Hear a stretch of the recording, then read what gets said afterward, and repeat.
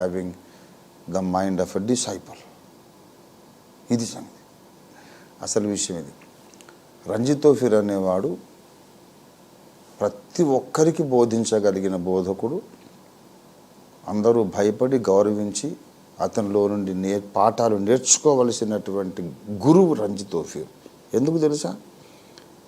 అతి చిన్న పాపాయిని పిల్లవాడిని కూడా గురుస్థానంలో పెట్టి ఏమన్నా నేర్పించండి అని అడిగే శిష్యుని మనస్తత్వం కలిగిన బోధకుడు రంజిత్ తోఫీర్.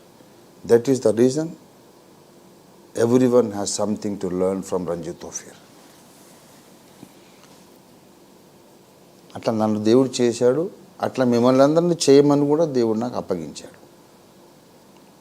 అందరికీ చెప్పాలి, కానీ ఎవరైనా మనకు చెప్తే మనకు తెలియని విషయం నేర్చుకోవడానికి ఎప్పుడు సిద్ధంగా ఉండాలి. నేనే చెబుతాను, నాకు ఎప్పుడు చెప్పొద్దు అన్నవాడు వాడు పెద్ద పంది. ఒకడున్నాడు, నేనే ప్రపంచానికి నేనే గురువును, నాకెవడు చెప్పొద్దు అనేవాడు ఒకడున్నాడు. వాడు జయశాలి అని చెప్పుకునే భయశాలి, జయశాలి అని చెప్పుకునే అపజయశాలి. ఎవడురా నాకు చెప్పగలవాడు? నేను ఆ వాయిస్ ఎప్పుడు నేను మాట్లాడలే. వాడిని కూడా పిలిచి, రారా నాకేమైనా నేర్పిస్తావురా, పబ్లిక్గా నేర్చుకుంటాను. రాడు. అందుకే Ranjit Ophir is different. And Ranjit Ophir is superior to other preachers because he has no ego. No ego. I learn from everybody. పౌలు భక్తుడు చేసింది మానసిక యుద్ధము, భావజాల యుద్ధము, మనోభావాల మీద, సిద్ధాంతాల మీద, ఆలోచన విధానాల మీద యుద్ధము. ఎందుకంటే క్రీస్తును గురించిన జ్ఞానం ప్రజలకు రాకుండా అడ్డగించే సంగతులు కొన్ని క్రైస్తవుల మనస్సులో ఉన్నాయి. క్రీస్తును గురించిన జ్ఞానం రాకుండా అడ్డగించే ఆలోచనలు, అడ్డుబండలు, తర్కము, కుతర్కము, వితర్కములు క్రైస్తవుల మనస్సులో ఉన్నాయి. వాటిని పెకలించి వేయడమే నేను 42 సంవత్సరాలుగా చేస్తున్న పోరాటం. 42 ఏళ్ళుగా ఇదే కాన్సెప్ట్, నాది కొత్తగా వచ్చింది ఏం లేదు. మనస్సులో ఉన్నటువంటి మెంటల్ బ్లాక్స్ అంటారు, మానసిక అడ్డుబండలు, వాటిని పెకలించే ప్రక్రియ, ఆ ప్రక్రియ మన విధానంగా చేసుకొని బోధించే బోధననే అపాలజెటిక్ ప్రీచింగ్ అంటారు. అపాలజెటిక్స్ అంటే ఏంటి తెలుసా? ఎవరితోనైతే మాట్లాడుతున్నామో వాడి మనసులో ఉండే అభ్యంతరాలను రెస్పెక్ట్ చేయాలి. వాడి మనసులో ఉండే అభ్యంతరాలను అడ్రస్ చేయాలి. వాడి మనసులో ఉన్న అభ్యంతరాలను సగౌరవంగా మనం గుర్తించి వాటికి సమాధానం చెప్పాలి. వద్దు నువ్వు వెళ్ళిపోమంటే ఆ అభ్యంతరం వెళ్ళిపోదు, దానికి జవాబు చెప్తే వెళ్ళిపోతుంది. అలాగా వినుచున్న వాళ్ళ మనసుల్లో ఉండే అడ్డుబండలను ఎప్పటికప్పుడు మనం జవాబులు చెప్పి తొలగించి వేస్తూ వాడి మనసులో అభ్యంతరమే లేకుండా చేసి అప్పుడు సత్యాన్ని నాటాలి. అది అపాలజెటిక్ మెథడ్ ఆఫ్ ప్రీచింగ్. నేను డే 1 నుంచి చేసేది ఇదే, 1980 నుంచి చేసేది ఇదే. ఇంకా గట్టిగా మాట్లాడితే 1978 నుంచి చేసింది ఇది. 1978లో నేను చేసిన ఒక ప్రసంగాన్ని మొన్న నేను చెప్పి ఆదివారం రిపీట్ చేశాను. 2 రేపులు, 2 మానభంగాలు. ప్రభునందు ప్రియులారా, మానసిక భావజాలం. మరి ఇప్పుడు నువ్వు చదివిన మూలవాక్యం ఎటుపోయింది అని ఇంతసేపు ఆలోచిస్తున్న కొందరు, నా బిడ్డలే, నా అక్కలు, నా చెల్లెళ్ళు, నా తమ్ముళ్ళు, నా కుమారులే, ఏమి వాళ్ళని వెటకారం చేయట్లేదు, కానీ ఆలోచిస్తున్నారు. ఓఫీర్ అన్న ఎటు వెళ్ళిపోతున్నాడు, అసలు ఇది 2వ పేతురు ఎటుపోయింది? 2వ పేతురులోకి ఇప్పుడు వస్తున్నా. 2వ పేతురులో రాయబడిన ఒక మాటను సాతాను వక్ర భాష్యము చెప్పి మన మనస్సులలో ఒక పొరపాటు ఆలోచన విధానమును నాటాడు.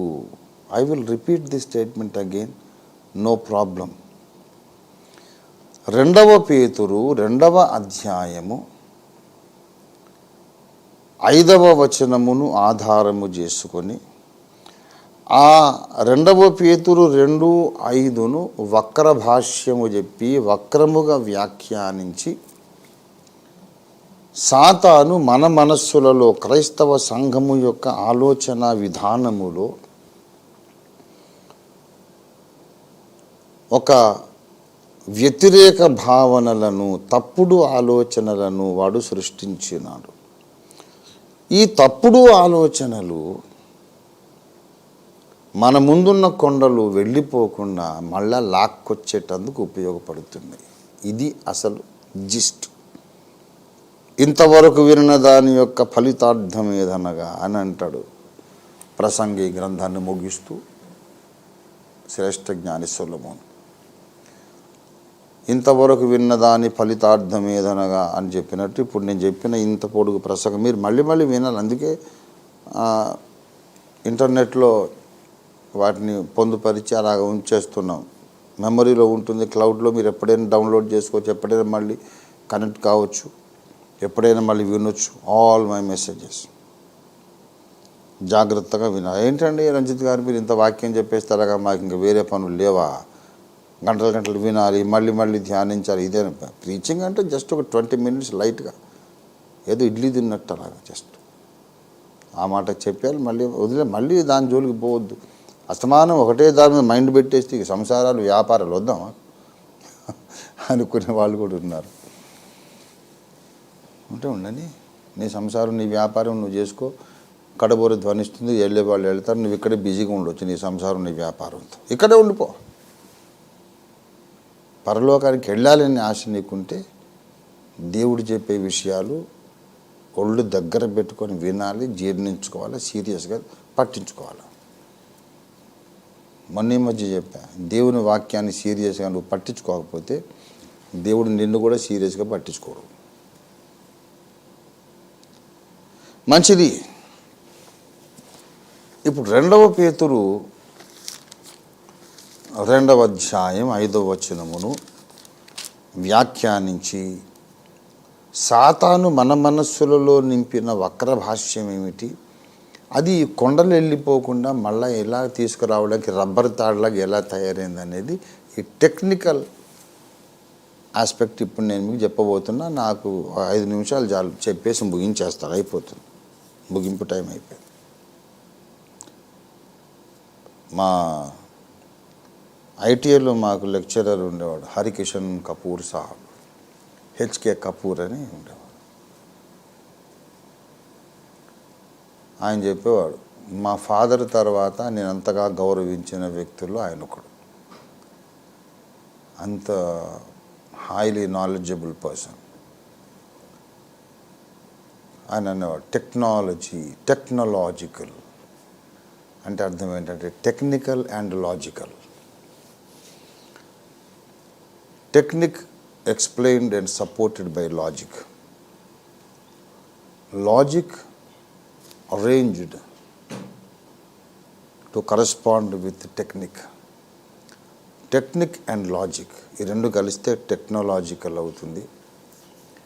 If you have a technological mind, you can explain anything and deal with any problem and be successful in your life.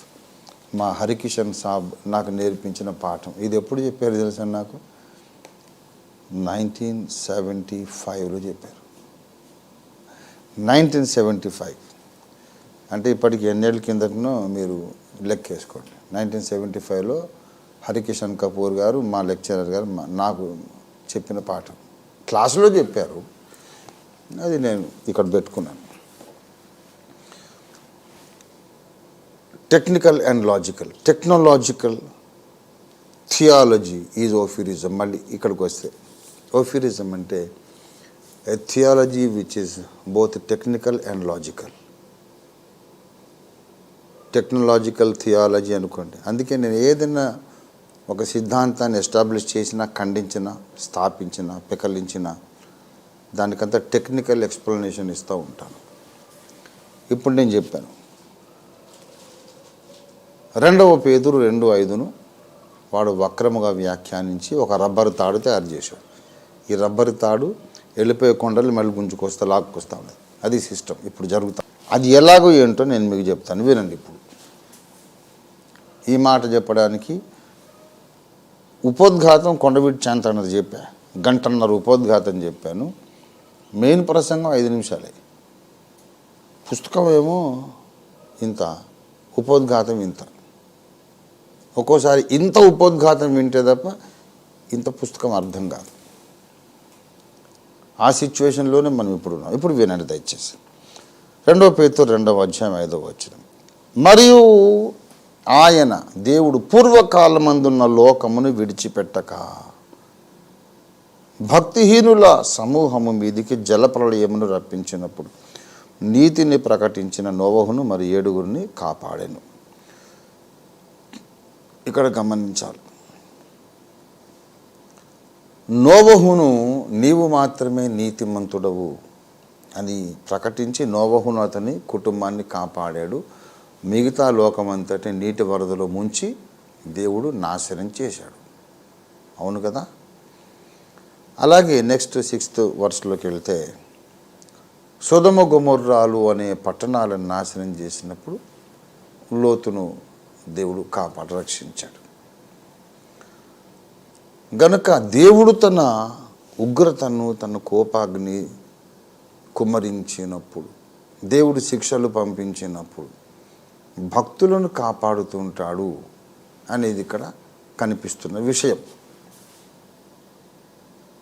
ఇక్కడ కనిపిస్తున్న పాఠం అనే మాట నేను వాడలేదు, గమనించాలి. కనిపిస్తున్నటువంటి సత్యం అని అనలేదు నేను.